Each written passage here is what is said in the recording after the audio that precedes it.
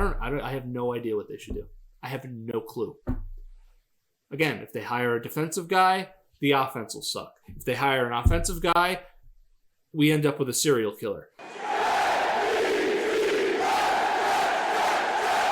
All right, it is officially the end of the Jets season. It is also Black Monday. I'm also wearing my Aaron Rodgers post-game press conference attire, but it's also fitting because it's all black, and we are here to, well, it's Black Monday, but it's also time to mourn the New York Jets 2024 season. What a disappointment. It is the great disappointment. That's what I've been calling it. The most disappointing Jets season in my lifetime. I've lived through the Vinny Testaverde Achilles injury, obviously Rodgers Achilles situation, but this is the worst because Aaron Rodgers played every game this year. If you would have told me Aaron Rodgers would play every game, there would be no catastrophic injuries. I know Jermaine Johnson got hurt, but there would be no big, huge injuries that would just cripple the team, and they would only win 5 games. You motherfuckers. You motherfuckers. I mean, I said in my last video 2 months ago that this season, it often felt like a dark comedy. And I do think that is a great description of it because just think about who's the best player on the Jets. And I don't mean in terms of potentially best player or raw talent best player. I mean who has performed the best consistently week in, week out, and you have no complaints about. Who? The punter. The Jets punter. Now, what if they just all suck? That would be one thing. But no, this is why it's a comedy. The one player that you don't want to see on the field, that's the one player that the other team wants to see on the field, your punter. He's amazing, and everybody else was just a big, fat disappointment. That's how you know it's a comedy. I mean, the way this is right now? I'll say this about this Jets team that was very impressive. They managed to stay relevant in a season that was over 2 months ago. This season was over when they lost to the Patriots. They sort of pulled me back in a little bit in the Texans game when Garrett Wilson made probably the best catch a Jets receiver has ever made, just in terms of ability. Pulled me back in a little bit, and then they proceeded to get just completely destroyed the following week. So that really just ended it right there. But for all intents and purposes, after the Patriot game, this season was over. And they managed to stay relevant, one, because they kept firing people. You're going to see a lot of people get fired today, Black Monday. And another reason is they kept having leaks come out. The big one was the Athletic article. And look, this isn't about, I'm defending Woody Johnson or I'm defending the media, or this isn't about defending anybody or taking a side. That article was a hit piece by Joe Douglas's people that was leaking things, most likely either out of context or with a spin on it to make Woody Johnson look like an asshole. Now, you may already think Woody Johnson's an asshole, and that's fine. I'm not going to argue with you. But that article, you can't objectively look at that article and be like, this is down the middle reporting, and this is, nobody going on record. It's all anonymous sourcing. Like, look, if you want to believe the article, fine, but don't get mad at people if they looked at that article and took it with a grain of salt. I think some of it's probably true, and then the rest is just spun to make him look like an idiot.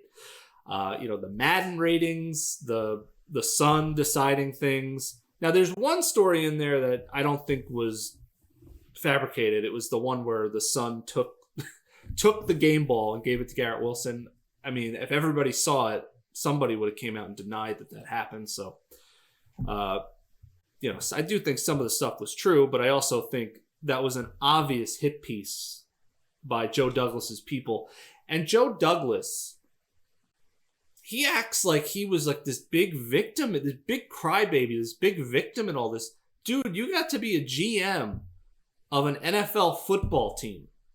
You know how many people would love to have that job? And he's leaking to reporters, or he's having his other people leak to reporters that he was mopey, and he was just sort of, walking around the facilities just not happy. Nothing against the guy personally. I just found the whole thing where the media was just totally on his side regarding his tenure in the Jets. No, Mr. Simpson, a cat is a living creature. I don't care. You could tell which side the press is on. It's always very obvious. They'll always say that, we're objective. Do you really think the press is objective? Even with sports.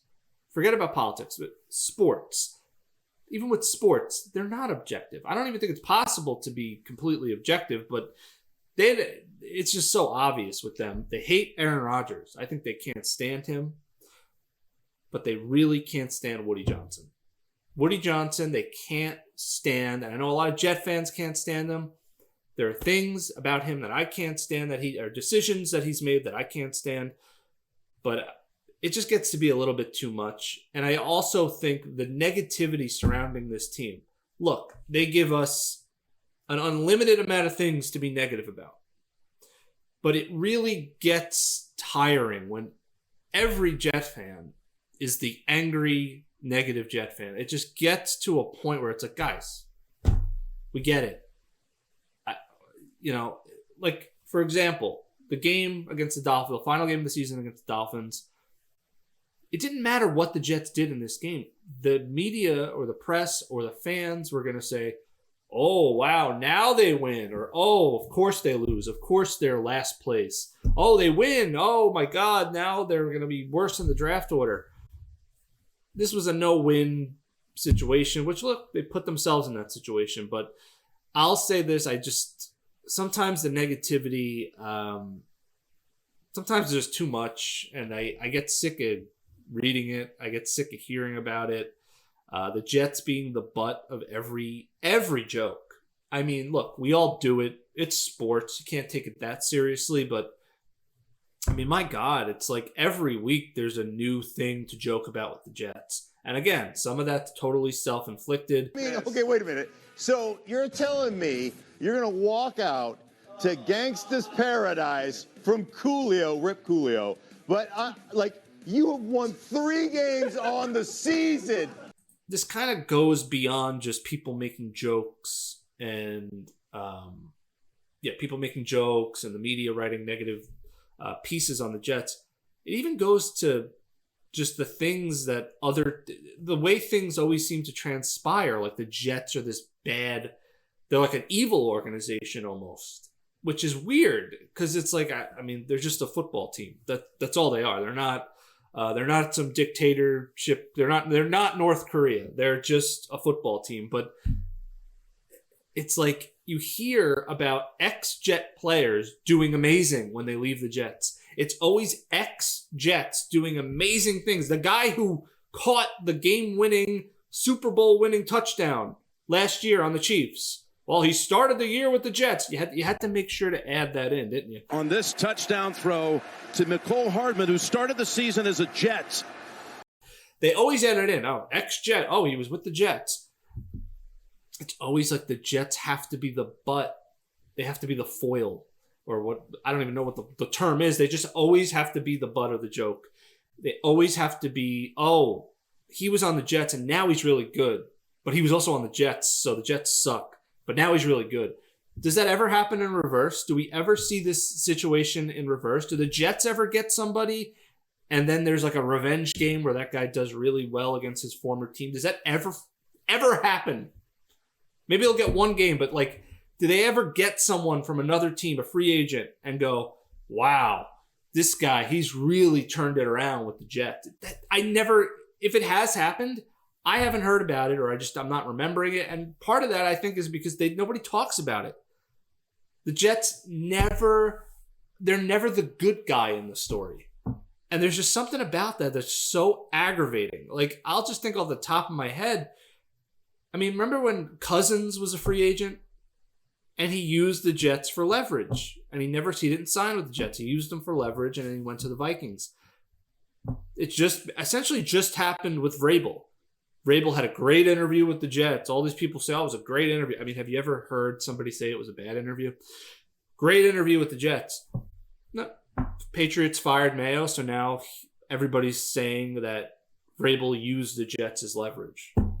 Because of course he did. Of course he did. The Jets are, they are the butt of every joke, and it plays out in reality. It's not just a narrative. It just seems to play out in reality too. And it's so aggravating, and I'm so tired of it. And here's the thing, as fans, we like to always think we know what to do. We're the experts. We're the ones that watch every year. I don't know what to do. Should they get a defensive head coach? Well, we've tried that. We tried that with Todd Bowles. We tried that with Rex Ryan. Should they hire Aaron Glenn? He's a defensive-minded guy. Well, that hasn't worked out. Should we hire an offensive-minded guy? I mean, this is an offensive league. Everybody wants to have the best offense because the rules are tailored so that the offenses can perform. Well, we tried that. Adam Gase. No, we want Gaze. Now, I know is Adam Gase really an offensive mind? Debatable. But he was an offensive coach, and that didn't work out. So do you try another offensive guy? I don't know. I can't sit here and I'm going to be honest. I can't really criticize anything they decide to do because I don't know what the right thing to do is. And that takes a lot to say as a fan because usually we know, it's obvious they should do this or that. I have no idea what they should do. I have no clue. Again, if they hire a defensive guy, the offense will suck. If they hire an offensive guy, we end up with a serial killer. So I don't know what the Jets should do. And that's that. I don't know. It's almost like a freeing feeling. I almost feel liberated because no matter what they do, I'm not really going to be criticizing them. There's only one thing they can do that would really upset me, and it's this will never happen. I guess I shouldn't say that. If they decided to make Jeff Ulbrich the full-time coach. Look, nothing against Jeff Ulbrich, but he was completely lost the second he took over. Lost. Overmatched, whatever word you want to say. This was a rudderless ship the second Saleh was fired. Look, Saleh was not a good head coach. They weren't going to win a Super Bowl with him. They weren't going to make the playoffs with him either. But getting rid of him mid-season ended up being a bad decision. I agreed with Woody doing it, but it ended up being a terrible decision because they didn't bring somebody in who could run the team because Ulbrich could not.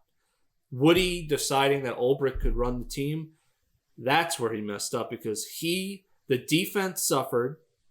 The offense got a little better because they decided to they put Nathaniel Hackett in a basement somewhere in New Jersey. I don't know where he is right now, but it is kind of hilarious that Hackett never got fired.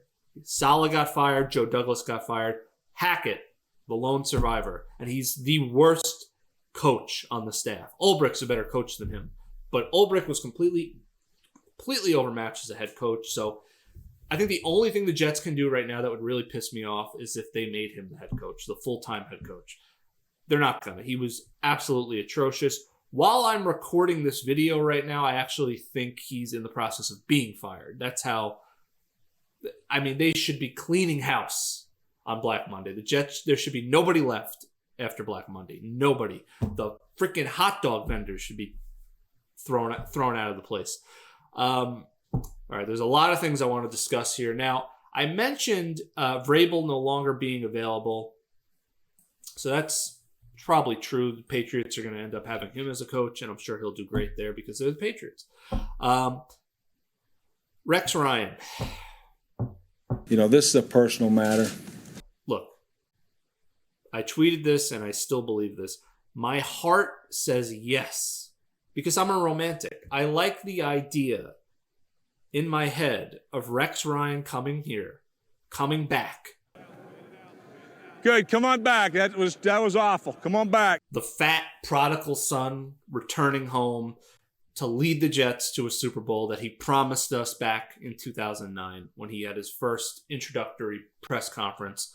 The idea of him coming back and getting it done. That's where my heart, I would love to see that happen.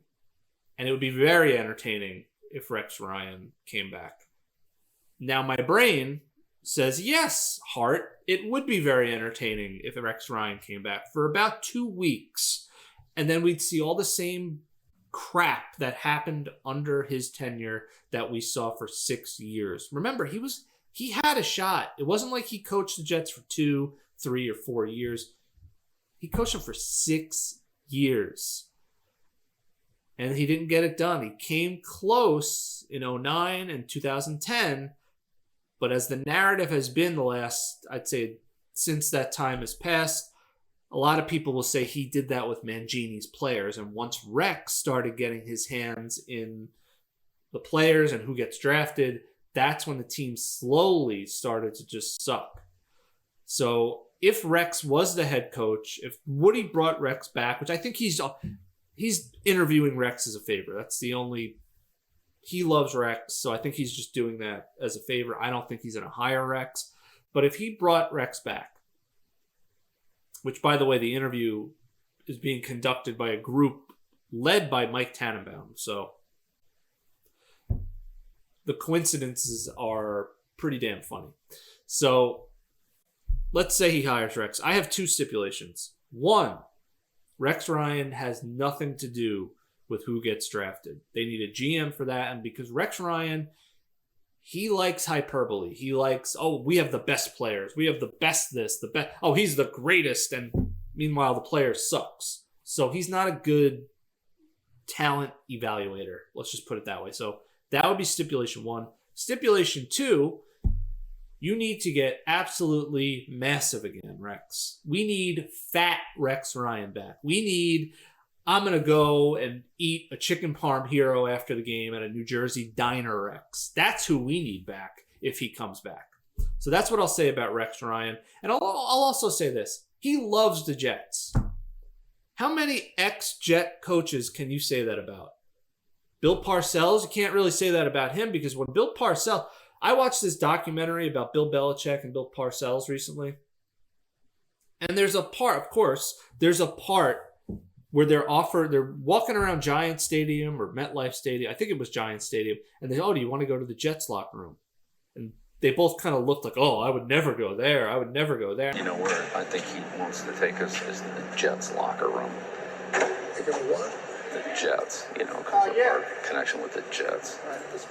Not the Jets locker room. I'm not going in there. What do you mean you're not going? No, I'm not going in. You know what? Screw you guys. You both had a shot to get the Jets a Super Bowl, and you both choked in Mile High Stadium against John Elway and the Denver Broncos. So shove it up your ass, Bill Parcells, Bill Belichick. Shove it up your ass.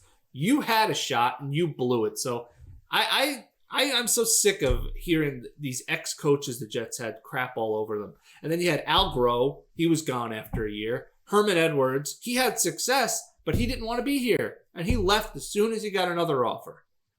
So, you know what? Rex Ryan liking the Jets, that's why my heart says yes. Because it's like, you know what? It would be nice to have somebody here who doesn't view the Jets as North Korea, as this big villain, as this just pathetic joke, clown, circus organization. That would be nice. But again, my brain says we've seen the Rex Ryan show already. We know what that was about. Some of the same problems we saw under Saleh with under Ulbricht. He never fixed it. A lot of penalties, undisciplined. We saw that under Rex too. So I'm not going to sit here and argue that hiring Rex would be some great decision. I don't think it would be, but again, heart, brain, doing battle there. Now, Aaron Glenn's would be an interesting choice because he has essentially been tutored by Bill Parcells. He's been great with the Detroit Lions. So that would be, and obviously he's an ex-Jet, so he probably likes the Jets, right? So that's nice. But again, he'd be a defensive coach. So this would be another defensive-minded coach that would be taking over as head coach. And then we'd have the same annoying debates about, does he need to sit in on the offensive meetings? Does he need to do... It's like, man, I don't want to do that again. But you never know. It's not like a defensive coach can't win. Obviously, they can. But when we see our offense be so inconsistent, you are tempted. Now, this is the most interesting potential hire. Kevin O'Connell from the Vikings. Jay Glazer reported that teams might be able to trade for him. That would be something. Now, imagine this scenario. Kevin O'Connell, the Jets get him. I don't know what they trade. It would probably have to be a first-round pick. Jets get him. They draft a quarterback, either in the second round or maybe they get back into the first round somehow. They draft a quarterback. And then you have Kevin O'Connell with that young quarterback. Maybe you bring back Rodgers for one more year, so that'll help the young guy learn. And remember, they still have good players on this team. They even almost have the offensive line figured out, at least one half of it. They have a left tackle now, and that's huge. So they almost got this figured out. They just need competent coaching. And if they had a guy like Kevin O'Connell, I mean, they would make with the roster they had, with the problems it has this year, if Kevin O'Connell was the coach, or really anybody who was competent, they would have made the playoffs this year. Now, when it comes to Aaron Rodgers, I'm probably in the minority. I want to bring him back for another year because he's still a good quarterback.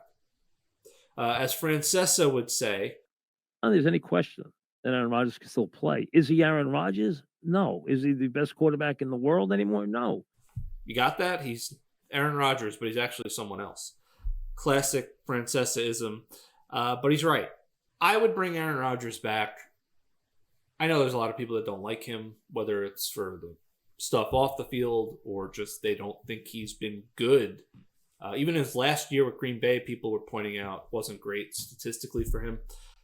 I mean, he put up okay statistics this year for a Jets quarterback. For a Jets quarterback, historically, he put up actually really good statistics, which is more of an indictment of Jets history. But still, he can make the plays. He can make the throws. I would bring him back. Who are they going to bring in that's going to play better than him? I don't know. And I'll say this. Just like when I had stipulations with bringing in Rex, stipulation with bringing Rodgers back is he has no say in personnel. Oh, Adam Lazard just dropped another pass. Get Adam Lazard off this damn team. He has no say over players who they bring in. None. And he has no say over the offense. Yeah. And I'll say this. The reason I say that is some of his best years were under LaFleur, and LaFleur was the one calling the shots in that offense. Now, I shouldn't say he should have zero say, but it shouldn't necessarily be Rodgers' system anymore. That goes too, because, I mean, how did that work out? So I want him back as a quarterback and as a quarterback only, and that's it. And I think they would actually be pretty successful if they actually had a coach who knew what the hell he was doing. Now, you got guys like Garrett Wilson. I think Garrett Wilson's amazing. I think he needs to... They need to make sure he stays in their future. Sauce Gardner, if you look at the statistics, other than interceptions, he didn't have a bad year, but the tackling and it just didn't seem like he played up to the level that we'd seen previously. So we'll see what happens with him. You got to get rid of guys like Michael Clemens. I mean, the belly flop. I mean, what the hell was he doing? Again, dark comedy. We're in a dark comedy. You know, their running backs, like I said, Breece Hall, I think, is great. Though I do think he goes down. He gets knocked down way too easily. He's like a glass cannon. You touch him, he falls down. He doesn't seem to break a lot of tackles. Braylon Allen, I think they could use him more. And then they had the other guy who kind of came on late in the season, Isaiah Davis. I think he is also very... They got good running backs, actually, the Jets. So I think they're fine there. Xavier Gibson, I mean, he had his moment, and it was a good story, but goodbye. Get somebody back there that can actually return kicks and is actually a threat and who doesn't drop the damn ball or fumble the damn ball. You know, when it comes to special teams sometimes, I almost prefer they don't even have anybody back there. Just put everybody up to try and block the punt. Because you put somebody back there, it's almost like you're playing a risky game or you might get a fumble. On the defensive side, they just need to shore up the run defense. And they got to do something with the safeties because I don't think that's been going well. But ultimately, I think they're, in a weird way, they're in the same spot they were a year ago where they have all this talent. Now they just got to go win. but they're going to have a new coaching staff and a new GM. And frankly, I'm going to take the same tack that I've been taking before this year. I'm not getting excited about anything they do until they win games. There is no reason to get excited for this damn team before they do anything anymore. All right, now I've been rambling for almost a half hour. There really isn't much more for me to say. I'm sure a lot of firings are going to take place in the next few days or the next day. So let's just end this video now. And as this Jets season, another disappointing season, comes to an end, I throw away my Jets hat and I put on my Kansas City Chiefs hat. And I will be rooting hard for the Kansas City Chiefs.